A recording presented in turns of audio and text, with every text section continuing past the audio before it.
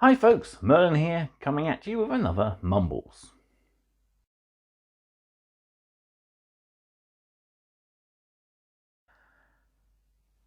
So I had hoped to make my Mumbles a regular monthly thing, but health and life kind of got in the way of things for February and March.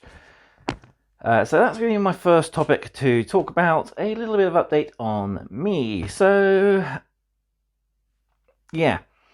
February, I spent a lot of the time in absolute pain, feeling crap. I've had bad tooth, several colds, flus, all sorts, really hampering my work schedule.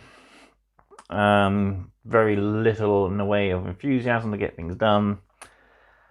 Then, as I've mentioned on the channel before, March I had a friend staying for lambing season, and yeah, I kind of had a week off. Then I needed a week off to recover from that week off, and I spent all of last week trying to catch up. So that was a lot to get through. Then, of course, my birthday week, which I didn't get around to doing much for my birthday. I've only just got around to filming my birthday unboxings due to the Easter holidays falling on my birthday, which happens every so often. Yeah, end of March birthday boy doesn't really tie in well with spring celebrations, etc. But I'm back now, going to be getting regular things done.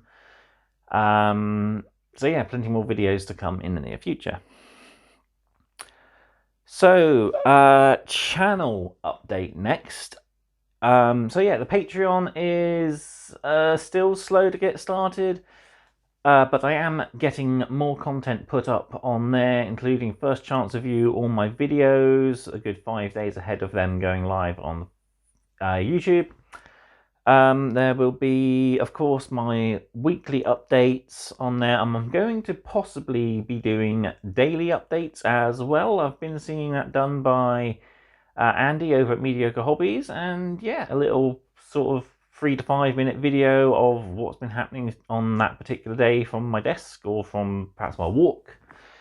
Yeah, could give me a little bit more sort of audience interaction. Speaking of audience interaction, I'll be doing a lot more posts and polls, both here and over on Patreon. So yeah, make sure you vote on those. You do kind of decide what I do here on the channel. I will be doing, of course, a few videos that will be personal for me, personal paint schemes, etc. So yeah, plenty to come. And finally then, this video is kind of sponsored, but more just a big shout out to Aaron Tucker over at getcapeandflyy, who has designed 2 brand new logos for the channel. A little caricature of my face, which I'll be using for the likes of thumbnails, etc. And a brand new updated version of my classic hand-drawn Mad Merlin's logo, which is now, 3 years old and has been in well-deserved of an update. So I'll be able to use those to hopefully start selling a little bit of merch. We'll start with like mugs, t-shirts, etc. And who knows, we might be able to go into some larger things if you would like to see that. So yeah, big shout out to him. I'll be putting a few links to his social medias in the description down below, so do check him out. Fantastic artist, does a lot of stuff for my local gaming store. And yeah, do check him out, follow him, give him a like, etc. He's a great guy. So yeah, that's pretty much the channel updates out the way. So yeah, magazine updates are next, and yeah, it's kind of slow at the moment. I've just had my latest deliveries of both D&D and Stormbringer. Of course, with the new release of the 4th edition trailer for Age of Sigmar, which I'll go to at the end of the video, Yes, Stormbringer is gearing up to be 90% useless. The last 10% of that that's going to be useful is the models. But yeah, only certain models, as I will do in another video a video addressing Games Workshop's latest decision to axe a lot of their models. I'm going to try and keep it positive, though, yeah, it is going to be a mighty blow to a lot of people who collected certain factions almost dedicatedly. But yeah, Stormbringer is looking good. I just wish I could do more for the content. I might maybe start doing some painting tutorials for the models I'm keeping for myself and the paint schemes I'll be doing for those models. So yeah, that might be something I can do later on in the channel's future. Don't know what that was all about. That's something from Power Rangers. That's Doctor Strange, isn't it? I have Akamoto. Going off topic. So yeah, next magazine then is of course Dungeons and Dragons Adventures. I've just filmed issue 23. Fantastic issue. We are now starting to look at 3rd level characters. So we're probably going to be doing 1 level for every 10 issues. So we got to level 8. Maybe if they extend the collection, we'll go to 9th level with another 10 issues after issue 80. If they keep to the 80 issues, they might cut it back depending on how popular this magazine run seems to be. It's popular at the moment. There's quite a lot of activity on the Facebook pages as well as the Discord. Oh, that's one thing I forgot to mention about the channel. I'm going to be thinking of setting up myself a Discord server so we can have hobby discussions, general Q&A sort of things, and a few other bits and bobs. But yeah, something for the channel's future and progression going forward. But yeah, there's a lot of activity for D&D Adventure. It's got a good premise. It's just they're giving us way too many dice, which is putting a lot of people off the collection. Hopefully, though, things have been improving. I know the latest Delivery 7, had a real wealth of extra content. So not only did we get the basic dice, some standees, we also got, of course, updated character sheets for all our characters.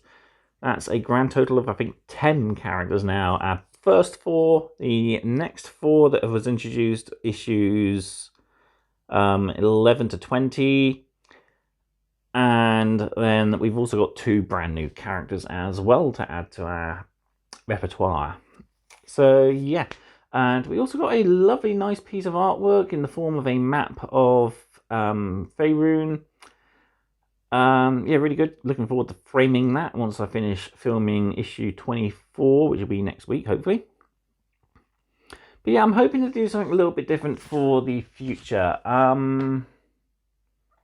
I'd like to see more standees, more generic bad guy sort of standees. Yeah, I'd like to see a little bit more diversity of their standees. At the moment, we've just had heroes and ghouls. I'd like to see a little bit more in the way of more generic bad guys. I'd really like to see some goblins so we can play out the Deadlock Mine better. But other than that, yeah, D&D Adventure is looking strong. I'm definitely thinking the next 2 deliveries will sort of settle what I'm going to do. There's 1 dice set I really want to get, but that's not until delivery 34. So that is 2 deliveries away now. So yeah, I'm still umming and ahhing about whether I want to continue the collection. I would like to. It's nice. I'm getting more into D&D, so that's something at least. And yeah, it's something you guys at the channel actually want to see as well. So yeah, I'm eagerly awaiting Fohammer's latest reveal of what the next lot of issues will be. So hopefully that will tip the balance. Moving on, next then is model railway update. Yeah, things have been a little slow on the model railway front. I'm still arguing with myself about designs. I have been starting to look through a book I got some 20 odd years ago now. It's a Pico, nice detailed track layout book. It's got loads of basic and more advanced sort of layouts. So I've been looking at that, thinking what I want to do. Some of the earlier layouts they have look sort of a little bit better than what for a basic starting layout is what I want to sort of go for, rather than the more complex sort of layouts. So I've had a few ideas. I have also purchased a few more pieces of track so I can actually make a double loop layout, as I have had a few requests through the grapevine that people want to see running sessions of my locomotives. So yeah, I'll do a diesel goods on the inside line and a passenger express on the outside line one time. I might do it for enough of Mumbles, perhaps, have the trains running in front of me while I talk. I'm also going to be doing another, well, I'll be filming it after this video. I'm going to be filming a little bit of a review for the track I bought, but also for the 2024 range catalogue that was free with the latest issue of Hornby magazine. As it's been announced on the Hornby website, all future club magazines, etc., will be going digitally. It's a good move. I wish more companies did that. Hachette, I'm looking at you. Digital versions of your printed works would be a lot better. You could send out the parcel with the plastic components and then an email with the access to the issues. That would be pretty cool. A lot of people are doing tablets and stuff with PDF readers, etc. now. So yeah. I do see that as a good move for Hornby. It's a production cost cut. It means I won't be able to review them unless I download them on my tablet and review that way. I could do that. But yeah, it's a nice step forward. And yeah, the April range review was a little lackluster. I think the only things I got majorly excited for was the level crossing and the signals. Yeah, not a lot of the locomotive and rolling stock I really wanted to write home about. In my video review, I am looking at the new catalogue, and there's some exciting stuff that will be coming up in the later part of the year. The only other purchase I have made at the moment was another of the 08 shunters. They had a newer, earlier, so I say, version of the one I've already bought. So this is the one with the separately fitted ladders around the front. So I've got that on order. It doesn't ship until summer. I think it's August time. So yeah, that won't be here anytime soon, but I've ordered it, and yeah, looking forward to getting that. And yeah, I've got the track to make a double loop layout now. My next plan for the layout is, of course, to buy a baseboard. I know I have a couple, well, I have one board left, which is my filming table at the moment. I could use that, but I'd probably rather build up a proper framework as well for it, instead of just leaving it as the flat MDF sort of board. So yeah, that's it for Model Railway. Looking next at my Warhammer armies. I'm going to be cutting back and refocusing a lot of my armies. So a lot of the stuff I collected from Imperium, I more than have duplicated. So I'm probably going to be selling a lot of that off. I'm going to sell off the Ultramarines, because I don't particularly collect Ultramarines. I will keep Guilliman because I did such a good job on that model and I want to enter it into painting competitions again.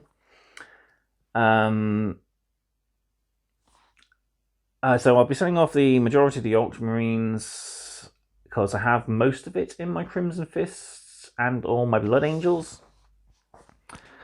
So if I want to complete the playthrough of the campaign, I've got stuff that I can easily use. The Battle Sister stuff, I've collected pretty much 3 copies of every issue. So yeah, I have more than enough of that. I've even built up the Combat Patrol in Splattober, built and painted that up, so I actually have everything the magazine needs built and painted except for the Paragon War suits, which I need to do at some point, at least the first 3 of the 9 I got in my own particular colour scheme. So I might even do a paint video for that. That'd be pretty cool. So yeah, I'm going to be cutting out those 2 factions. I'll probably keep the Adeptus Mechanicus. Hopefully they might get something nice for 10th, though at the moment we haven't heard much. Oh, I think actually they've already had their codex, didn't they? Because yeah, it's Necrons and Adeptus Mechanicus at the same time. So yeah, hopefully though they might get something else released. They didn't get a lot. Their Combat Patrol box is something I like. It's got some of the units I'd like to get from my Adeptus Mechanicus force, but it's just not up for everyone's particular ideas of what they want to get started with. Some of the units are meh, to say the least.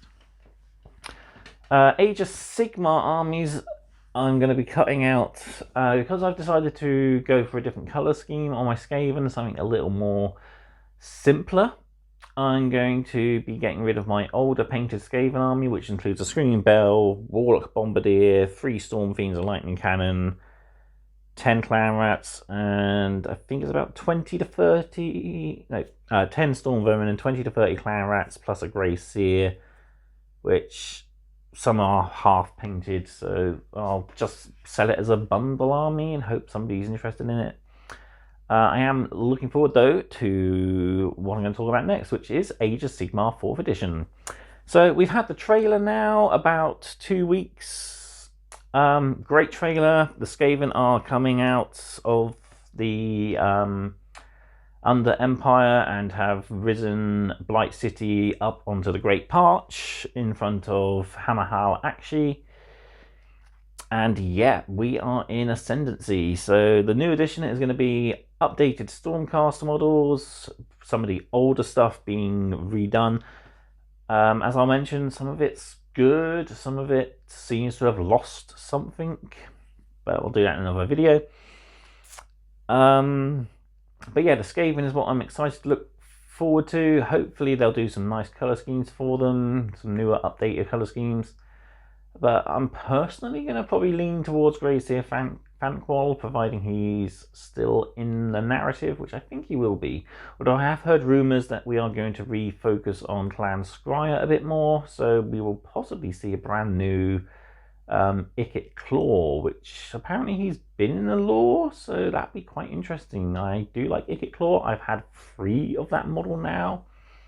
2 I painted up for Age of Sigmar. 1 I sold, 1 I still have, but I will be selling with the army collection that I got at the moment. Although I might keep him actually, because he's metal, so he'd be fairly easy to strip and repaint. So I might keep that guy. But other than that, yeah, I got 1 in my fantasy collection as well, which I need to rebase onto a 25mm MDF base. So yeah, I'm going to cut back a few Age of Sigmar armies. I might sell off my Stormcast. I haven't decided yet. It depends what colour schemes I'm going to go for. I do like the Iron Thanes. I love a good red colour scheme, and the red and turquoise is mwah, gorgeous, absolutely perfect. But yeah, for the Skaven, it'll be sort of a reverse, but the same colours. Instead of the dark turquoise being the accent colour, as it would be on the Stormcast, it's going to be the main armour colour on the Skaven, and then the red will be for like the cloth. So it'll be a mixture of red and tan cloth. That's what I'm planning to go for anyway. So yeah, there will be a separate video I plan to do, which I will cover a few points from the trailer, plans for the future wave, and I'll also touch on those model cuts. Other than that, that's pretty much it for this video. But before we go, we have a few question and answers.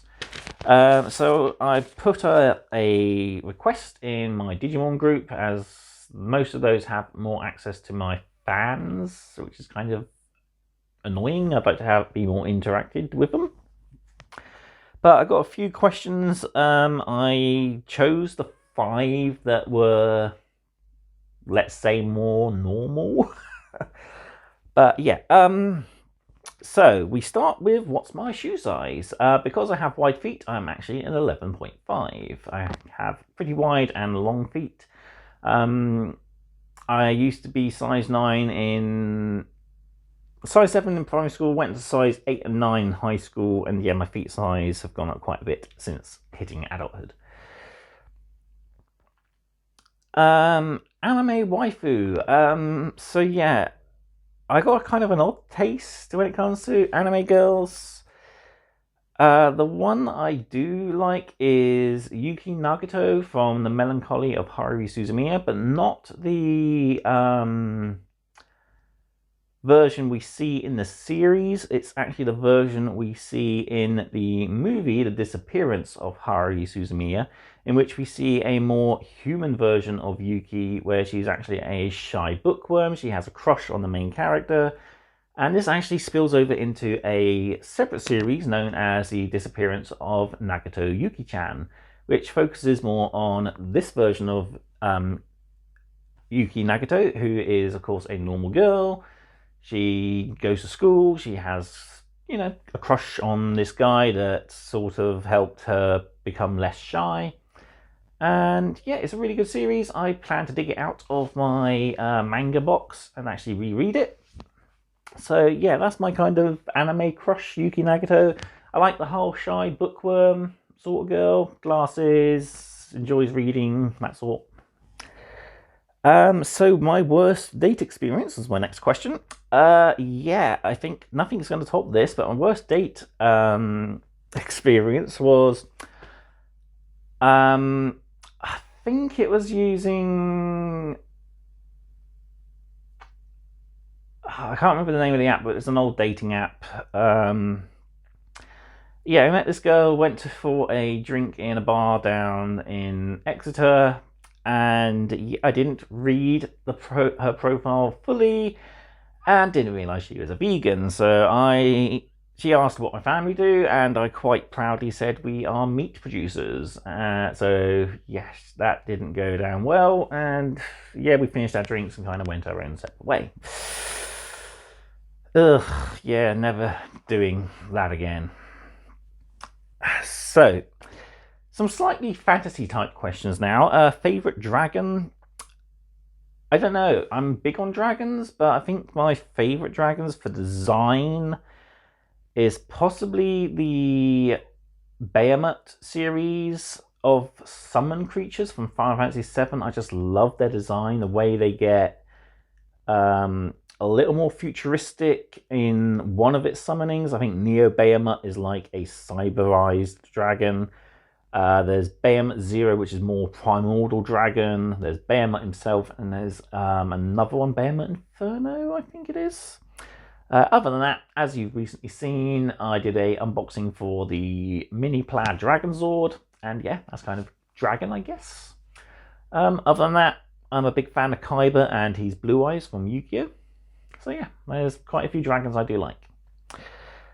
Finally then, favourite goblin. I'm not big on goblins, I must admit. I hate greenskins, but I suppose the one goblin that always makes me chuckle is Grom the Paunch of the Misty Mountains from the Warhammer Fantasy range. He is a goblin that is so fat he needs a chariot pulled by 3 wolves to get around.